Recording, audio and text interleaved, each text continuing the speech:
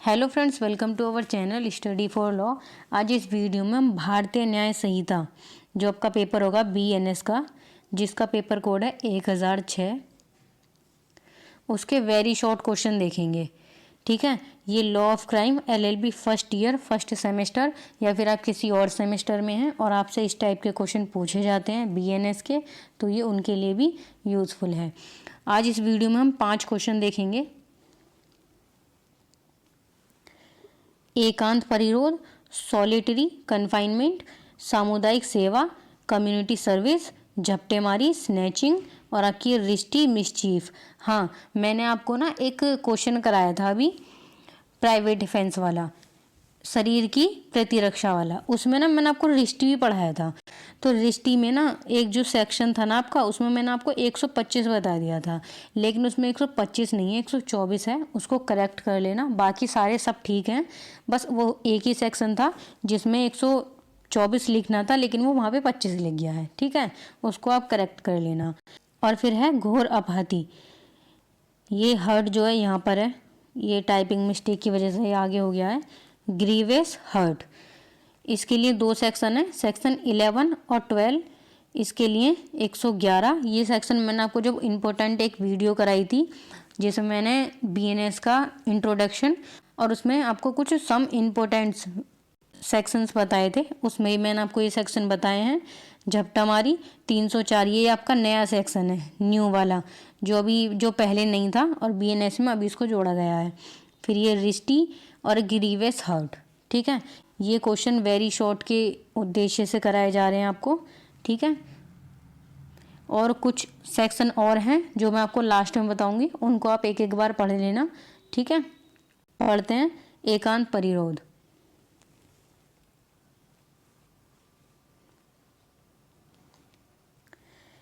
एकांत परिरोध, solitary confinement, section 11 भारतीय न्याय संहिता की धारा 11 एकांत परिरोध के बारे में बताती है। एकांत परिरोध एक प्रकार की सजा है जिसमें अपराधी को एकांत में रखा जाता है। जब किसी व्यक्ति को कठोर कारावास दिया जाता है तो उसको एकांत में एकांत परिरोध की सजा दी जाती है, यानी कि उसको बिल्कुल अकेला, बिल्कुल एक जगह पर बंद कर देते हैं जेल में, जिसमें वो अन्य कैदियों से अलग रहता है। यह सजा आमतौर पर गंभीर अपराधों में दी जाती है, जैसे कि हत्या, डकैती या अन्य गंभीर अपराध।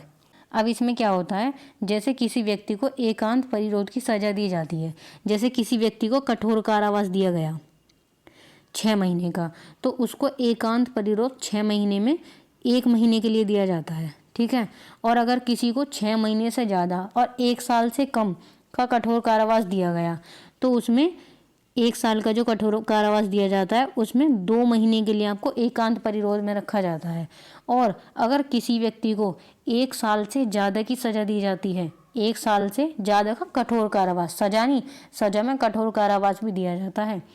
कठोर कारावास जब किसी व्यक्ति को 1 साल से ज़्यादा के लिए दिया जाए, उसमें 3 महीने के लिए एकांत परिरोध में रखा जाता है। अगर 6 महीने के लिए कठोर कारावास दिया जाए तो उसमें 1 महीने के लिए एकांत परिरोध में रखा जाएगा। और अगर किसी को 1 साल के लिए कठोर कारावास दिया जाए तो उसमें 2 महीने के लिए एकांत परिरोध में रखा जाएगा।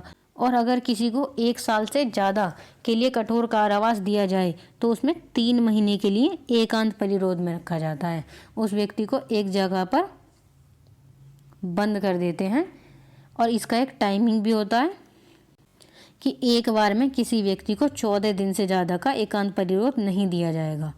अगर किसी व्यक्ति को 6 महीने का कठोर कारावास दिया गया है तो उसको 1 महीने के लिए जो परिरोध में रखा जाएगा ना, तो ये सीधा 1 महीने के लिए नहीं रखा जाएगा, इसको टुकड़ों में बांट कर रखा जाएगा। कुछ परिस्थितियों में 7 दिन के लिए भी रखते हैं।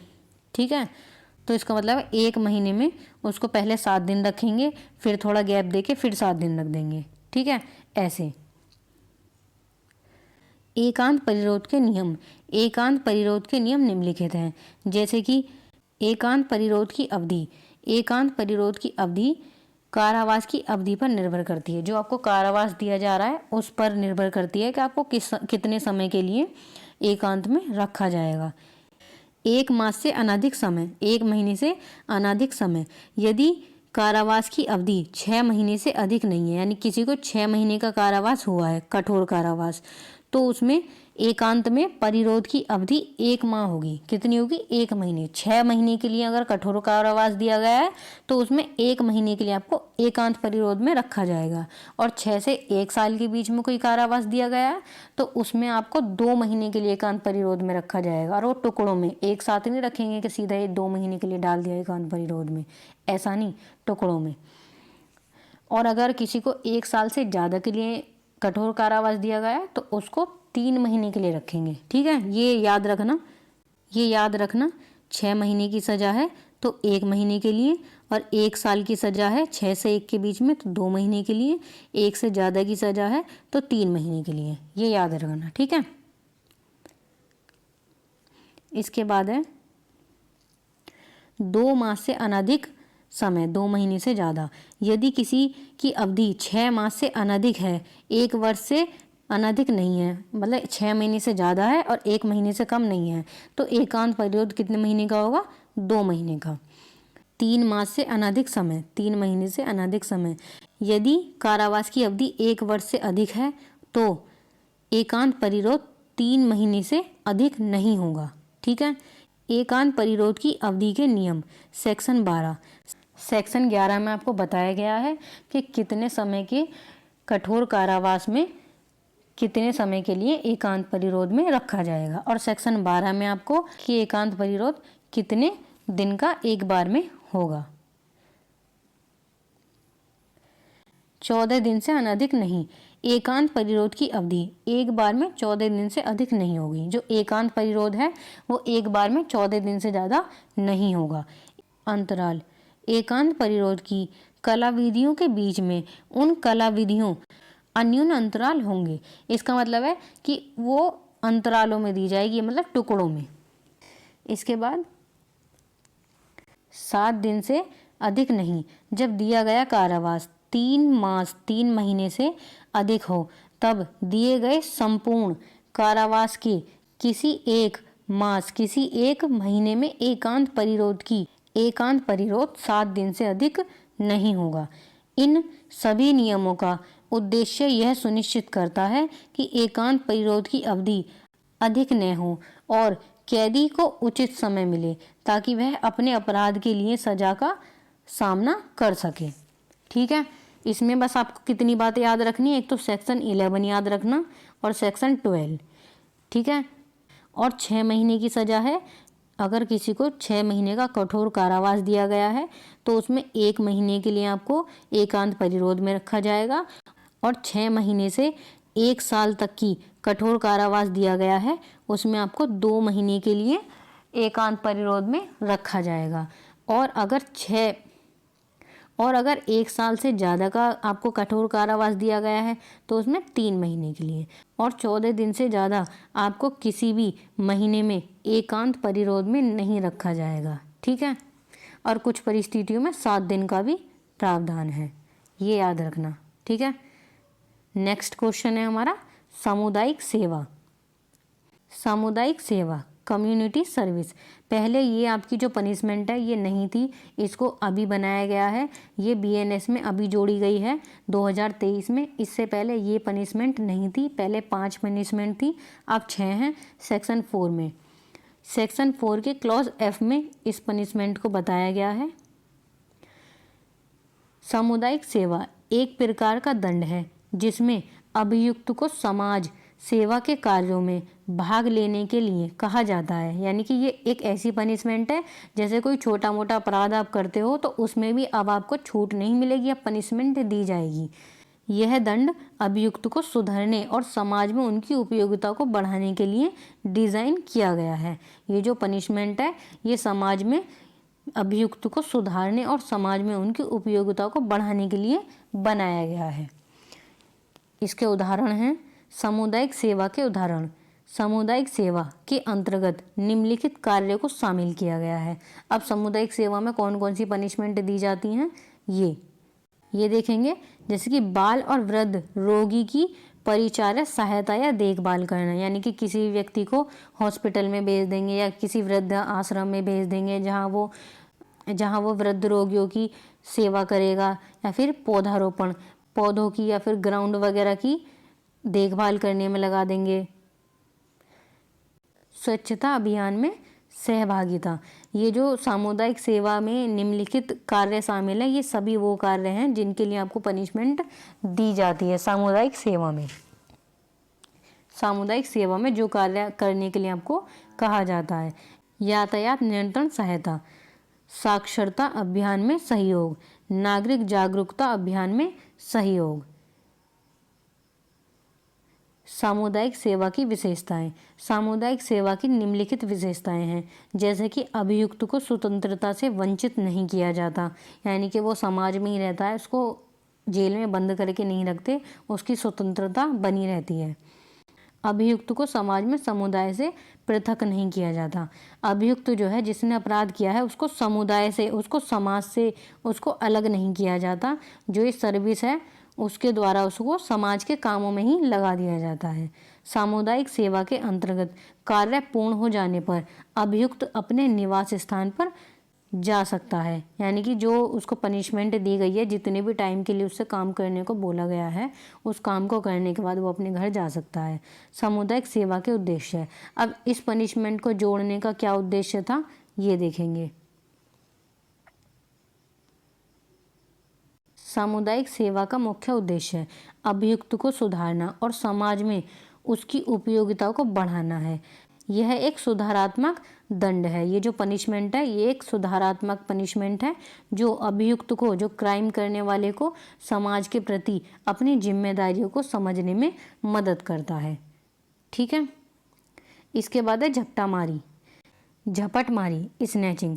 ये आपका नया अपराध है, इससे पहले ये अपराध नहीं था। इसको बीएनएस में अभी जोड़ा गया है धारा 304 में। झपटमारी के अपराध को भारतीय न्याय संहिता की धारा 304 में परिभाषित किया गया है। इसके साथ एक सेक्शन और याद करो, 303। 303 में आपकी चोरी है और 304 में आपकी झपटमारी है, स्नैचिंग। झपटमारी तब होती है जब कोई व्यक्ति अचानक या शीघ्रता से बलपूर्वक किसी व्यक्ति से या उसके कब्जे में से किसी चल संपत्ति, जो आपकी संपत्ति होती है वो दो प्रकार की होती है। मैंने आपको दो संपत्ति बताई थी, एक चल संपत्ति और एक अचल संपत्ति। जो चोरी होती है वो हमेशा चल संपत्ति की होती है, अचल संपत्ति की चोरी नहीं होती है। ठीक है, बताया था आपको चोरी, जब आपको चोरी वाला क्वेश्चन कराया था उसमें। चल संपत्ति धारा 2 सबधारा 21, इसमें आपकी चल संपत्ति का शब्द को डिफाइन किया गया है। और ये जो आपका चल संपत्ति है, इसको वेरी शॉर्ट में पूछ लेते हैं। इसका सेक्शन याद रखना। और चल संपत्ति आपको बता दिया, मूवेबल प्रॉपर्टी, जिस चीज़ को आप एक जगह से दूसरी जगह पर मूव कर सकते हो, उठा के ले जा सकते हो इजीली, उसको चल संपत्ति कहते हैं।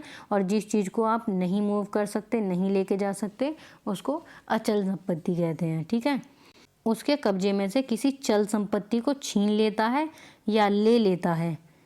झपटमारी के अपराध के लिए दंड का प्रावधान किया गया है। जो कोई झपटामारी करता है वह 3 वर्ष के कारावास से दंडित किया जाएगा और जुर्माने के लिए भी दायी होगा। यह ध्यान देना महत्वपूर्ण है कि झपटमारी के अपराध को भारतीय न्याय संहिता की धारा 304 में परिभाषित किया गया है, लेकिन यह धारा वास्तव में झपटमारी के अपराध के लिए नहीं है, बल्कि यह धारा गैर इरादत हत्या के अपराध के लिए है। अब लोग क्या करते हैं कि किसी के गले से चैन खींच ली, उसकी वजह से उसकी मृत्यु हो गई, तो उसमें हत्या होती है गैर इरादत, जिसमें किसी का कोई इरादा तो नहीं होता उसको मारने का, लेकिन ऐसी चीज़ को छीनने का, झपटा करने का इरादा होता है, जिसकी वजह से उसकी मृत्यु हो जाती है। ठीक है, इसके बाद है विगत कुछ समय से झपटामारी के बढ़ते हुए अपराध को दृष्टिगत रखते हुए अपराध घोषित किया गया है। झपटमारी के मामलों में सामान्यतः एकांत अथवा भीड़ भरे स्थानों में ये अपराध होते हैं, जैसे कि पीड़ित व्यक्ति के गले की सोने की चेन, महिलाओं के गले के मंगलसूत्र, नाक की नथुनी, गले का हार, पॉकेट अथवा अन्य कोई वस्तु जो झपट लेते हैं, जो छीन लेते हैं, वो झपट अर्थात छीन ली जाती है, वह अपराध है। अचानक, शीघ्रता से, बलपूर्वक ये इस तरह से छीने जाते हैं तो ये झपटमारी में आ जाते हैं। ठीक है, इसके बाद है, इसके लिए 3 वर्ष तक की अवधि के कारावास एवं जुर्माने के दंड की व्यवस्था की गई है। रिश्ती मिसचीफ सेक्शन 324 जो आपका प्राइवेट डिफेंस वाला क्वेश्चन कराया था, उसमें बाय मिस्टेक मैंने आपको 325 लिखवा दी थी, उसको करेक्ट कर लेना। ठीक है, भारतीय न्याय संहिता की धारा 324 में रिश्ती माल के हानि या नुकसान की परिभाषा दी गई है। इसके अनुसार जो कोई इस आशय से या यह जानते हुए कि वह लोग को या किसी व्यक्ति को, लोगों को या फिर किसी व्यक्ति को सदोष हानि या नुकसान कारित करे, संपत्ति का नाश या किसी संपत्ति में या उसकी स्थिति में तब्दील यानी कि उसकी स्थिति में बदलाव कर दे, जिससे उसका मूल्य या उपयोगिता नष्ट हो जाए या कम हो जाए या उस पर क्षतिकारिक प्रभाव पड़ता है, वह रिश्ती करता है। कोई व्यक्ति किसी भी चीज़ को नष्ट करता है, उसकी उपयोगिता को कम कर देता है, तो वो रिश्ती मानी जाती है। स्पष्टीकरण, रिश्ती के अपराध के लिए यह आवश्यक नहीं है कि अपराधी क्षतिग्रस्त या नष्ट संपत्ति के स्वामी को हानि या नुकसान कारित करने का आशय रखे। जरूरी नहीं है कि वो उसके स्वामी को नुकसान पहुंचाए। अगर उसकी किसी वस्तु को, किसी चीज़ को नष्ट करता है, उसको क्षतिग्रस्त करता है, तो वो भी एक रिश्ती कहलाती है। यह पर्याप्त है कि उसका यह आशय या यह संभाव्य जानता है, यह संभव है कि वह जानता है कि वह किसी संपत्ति को क्षतिकारित करके व्यक्ति को, चाहे वह संपत्ति उस व्यक्ति की हो या ना हो, सदोष हानि या नुकसान कारित कर सकता है या फिर करे। जैसे कि आपके पास कोई संपत्ति है, आपने अपने दोस्त की कोई गाड़ी ले रखी है या फिर किसी का कोई स्कूटी बाइक ले रखी है, आप उसको लेके गए और किसी व्यक्ति ने उसको कोई हानि पहुंचा दी, यानी कि आपकी बाइक में कुछ मार दिया, शीशा तोड़ दिया या फिर कोई ऐसा नुकसान कर दिया जिससे आपको हानि हो, चाहे वो चीज़ आपकी हो या ना हो, लेकिन रिश्ती उस व्यक्ति ने कर दी। या फिर आपकी कोई मूल्यवान वस्तु है, उसमें आग लगा दी, तो उसको हम रिश्ती कहते हैं। यानी कि किसी भी तरह से आपको किसी भी प्रकार की छोटी मोटी हानि भी होती है, कोई करता है ना जानबूझकर, तो वो भी एक क्षति कहलाती है, वो भी एक रिश्ती कहलाती है, वो भी एक अपराध है। ठीक है, जैसे कि देखो, व्यय सदोष हानिकारित करने के आशय से, यानी कि किसी व्यक्ति को हानिकारित करने के आशय से, यह कि मूल्यवान प्रतिभूति को क्या स्वेच्छा से जला देता है, तो उसने क्या करा, उसने रिश्ती करी है, उसने जानबूझकर किसी मूल्यवान प्रतिभूति को जला दिया है, तो उसने रिश्ती कारित कर दी। कै इस आशय से, यह कि अंगूठी नदी में स्वेच्छा से फेंक देता है कि यह को उसके द्वारा सदोष हानिकारित हो, यानी कि कै ने क्या करा, यह को सदोष हानि पहुंचाई, तो ये हो गई रिश्ती। ठीक है, सेक्शन, अब इसकी जो पनिशमेंट है वो सेक्शन 24 के सब सेक्शन 2 में, 3 में, 4 में, 5 में, 6 में, इनमें इनकी पनिशमेंट दे रखी है। कैसे, जैसे कि 6 महीने तक का कोई कारावास या जुर्माना। अगर कोई सामान्य रिश्ती करता है तो उसके लिए उसको 6 महीने की कारावास और जुर्माना दोनों होगा। फिर है सेक्शन, इसका सब सेक्शन 3, जिसमें सरकारी संपत्ति की हानि। अगर कोई व्यक्ति किसी सरकारी संपत्ति को हानि पहुंचाता है तो उसको 1 वर्ष तक का कारावास या जुर्माना दोनों होगा। सब सेक्शन 4, सेक्शन 324 का सब सेक्शन 4 कहता है कि अगर किसी व्यक्ति को 20,000 से 1 लाख रुपए तक की हानि होती है, 20 से 1 लाख रुपए तक की हानि होती है, तो उसको 2 वर्ष तक का कारावास होगा। सब सेक्शन 5 कहता है, 324 का सब सेक्शन 5 कहता है कि 1 लाख रुपए से अधिक की हानि, अगर किसी व्यक्ति को 1 लाख रुपए से अधिक की हानिकारित किसी ने करी तो उसको 5 वर्ष तक की सजा और जुर्माना दोनों होगा। ठीक है, फिर सब सेक्शन 6, 324 का सब सेक्शन 6 कहता है कि व्यक्ति को मृत्यु या अपहति कारित करने की तैयारी, 5 वर्ष तक का कारावास और जुर्माना ये होगा।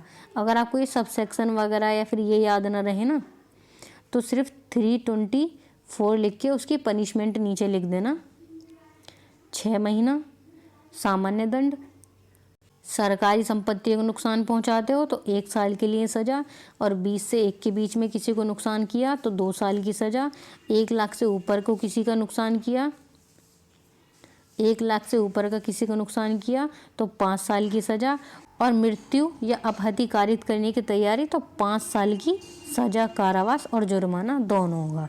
बस ये चीज़ याद रखना, ठीक है। अगर सब सेक्शन भूल जाओ तो बस सेक्शन 324 लिख के उसकी ये पनिशमेंट लिख कर आ जाना, ठीक है। इसके बाद है ग्रीवियस हर्ट, घोर अपहति, सेक्शन 116। इसमें बताया गया है भारतीय न्याय संहिता की धारा 116 में घोर अपहति की परिभाषा दी गई है।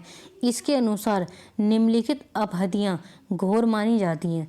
ग्रीवियस हर्ट, जो घोर अपहति होती हैं, जो गंभीर अपहति होती हैं, चोट होती हैं, वो शरीर के महत्वपूर्ण अंगों की क्षति, अगर किसी व्यक्ति के शरीर के महत्वपूर्ण अंगों की यानी कि प्राइवेट पार्ट वगैरह जिसमें आते हैं उनकी क्षति किसी ने कारित करी है तो वो ग्रीवियस हर्ट के अंदर आती है, घोर अपहति। आँख की दृष्टि की स्थायी क्षति, अगर किसी व्यक्ति को आपने परमानेंट अंधा कर दिया, उसकी दोनों आँखों में से एक आँख भी खराब कर दी परमानेंट, तो वो एक घोर अपहति मानी जाती है। कानों की श्रवण शक्ति, किसी की सुनने की शक्ति परमानेंट, स्थायी का मतलब होता है परमानेंट ख़त्म करना, ठीक है। अंगों का विच्छेद, किसी के अंग तोड़ देना यानी कि किसी की हड्डी का जोड़ तोड़ देना, अंग विच्छेद कर देना, ये ग्रीवियस हर्ट में आते हैं। इसके बाद है सिरिया, चेहरे का स्थायी विद्रूपीकरण करना, ये घोर अपहति में आता है। फिर है हड्डियों या दांतों का भंग कर देना, किसी के दांत तोड़ देना या फिर हड्डियों को तोड़ देना, यह आता है ग्रीवियस हर्ट में। अपहति, जिससे व्यक्ति 15 दिन तक पीड़ा में रहता है या अपने काम नहीं कर पाता है। अगर कोई व्यक्ति 15 दिन तक किसी पीड़ा में रहता है, किसी दर्द में रहता है, तो वो भी एक ग्रीवियस हर्ट में आता है, घोर अपहति, याद रखना, ठीक है। आपको कितने सेक्शन पढ़े हैं आज की वीडियो में? बस ये क्वेश्चन यहीं तक था। ये सेक्शन याद रखना। 11 एकांत परिरोध के बारे में, 11-12 एकांत परिरोध के बारे में बताया गया है। इसके बाद आपका 304 जो झपटा मारी के बारे में बताया गया है। सेक्शन 4 का क्लॉज एफ, सेक्शन 4 का क्लॉज एफ जिसमें सामुदायिक सेवा बताई गई हैं।